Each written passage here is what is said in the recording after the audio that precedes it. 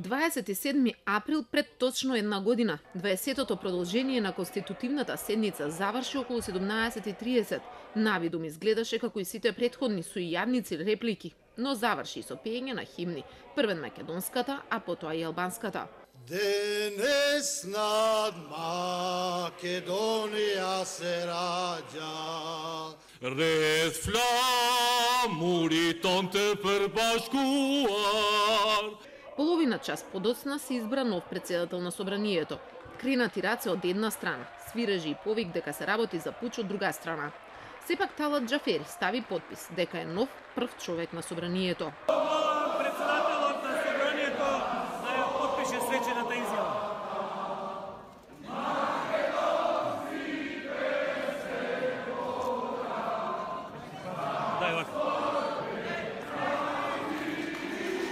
Во исто време се одржуваше нов протест на иницијативата за заедничка Македонија. Околу 18:30 излезе од контрола. Граѓани ја прескокнаа заштитната ограда и се доближија до влезните врати на собранието.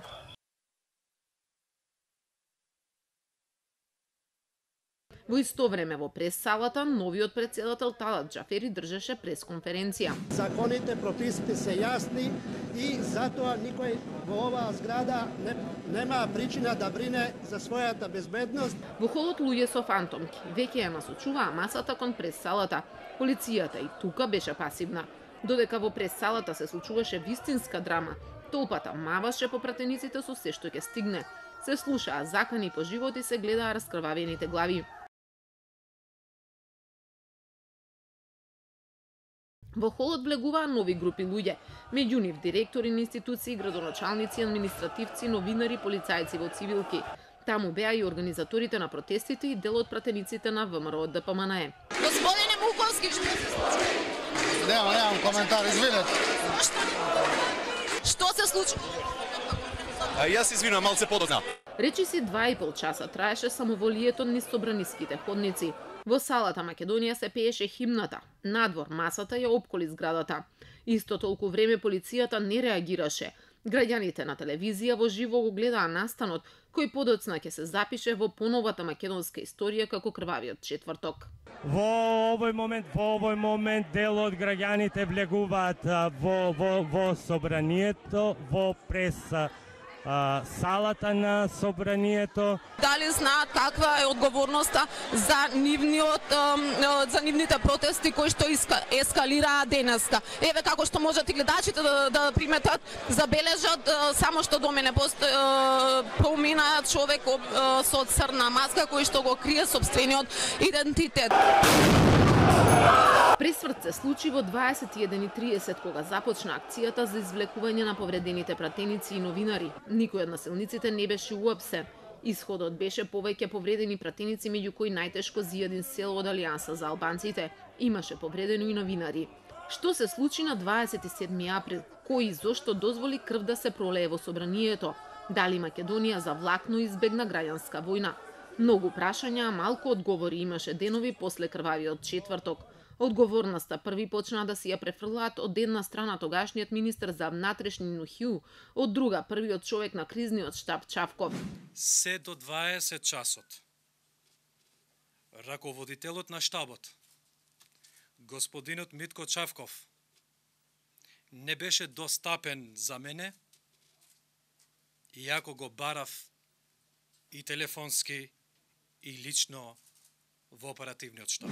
Не постоеа никакви дојави дека во текот на вчерашниот ден ќе се случи некаков инцидент. Затоа, полицијата стандардно, по веќе поставениот план, со истиот број на полициски службеници, го обезбедуваше собранието. Вечерта во топ тема на ваша страна во одделни интервјуа зборуваа и лидерите Никола Груевски и Зоран Заев. Ако во салата, кај што беше он, имате 100, 200 или не знам колку луѓе, на 3 метра од него, на 5 метра од него, и ако дошле со таква умисла, значи ако дошле стихино маса влегла на народ, па револтирана, па не прави некои чекори што ги прави, тука баш ако дошле да губиат, може да губиат, до него беа, така? Значи не им била намерата да губиат, туку веројатно ги понело револтот. Имаше овде новинари, позади нас имаше камерман човек, кој што се затекна тука и тука беше готово. Секој чува главата. благодарение на личното обезбедување пред се професионалното на Оливер Спасовски кое што го има, моето приватно обезбедување кое што го имам. Топ тема на ваша страна ги објави видеоматеријалите од безбедносните камери во собранието. На нив се гледа како двајца пратеници ги отвораат вратите за да влезат толпата. Други го гледаат ова, а собраниското обезбедување не реагира. Скандалот доби на интензитет додатно кога Телмо објави и дека српскиот разузнавач Горан Живајевиќ бил критичната вечер во собранието. Се фотографирал, а снимал и видеоклипови. Во меѓувреме обвинителството покрена две нови обвиненија. Првото за насилство против Панче Ангелов, кој на снимките од крвавиот четврток се гледа како ја тегне за коса пратеничката Радмила Шекеринска. Второто против десетмина кои учествувале во претепувањето на пратеникот Зијадин Села. Сите ги товари за обид за убиство. Ангелов го призна делото, доби 4 годишна затворска казна, но не е задоволен од неа. Не беше удрена, само беше фатена за коса и тргната, и толку.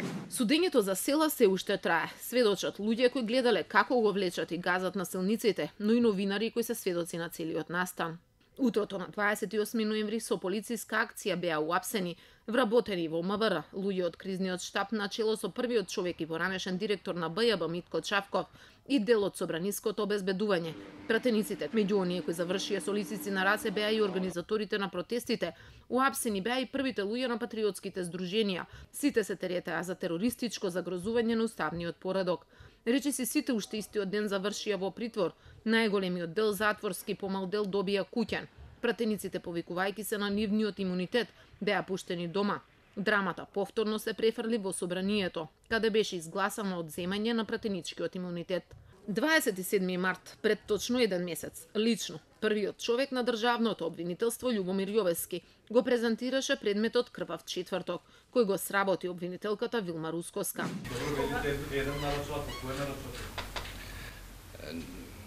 Не знам од каде вие мислам дека при излагањето на обвинението не беше спомнато дека е нарачател. Но Јовески тогаш не откри дека во обвинението Рускоска открила дека повик за организација на луѓето со фантомки стигнал од Виена од телефонски број 071 332 406, кој го користел бодигардот на екс-премиерот и председател на ВМРО ДПМН Никола Груевски. Речиси незабележан помина и делот во обвинението, дека во моментот пред пратениците да ги отворат вратите, пратеникот Љубен Арнаудов контактирал со еден од обвинетите, Никола Војминовски, кој бил надвор и го прашал: "Каде сте, што правите? Нели влагате?"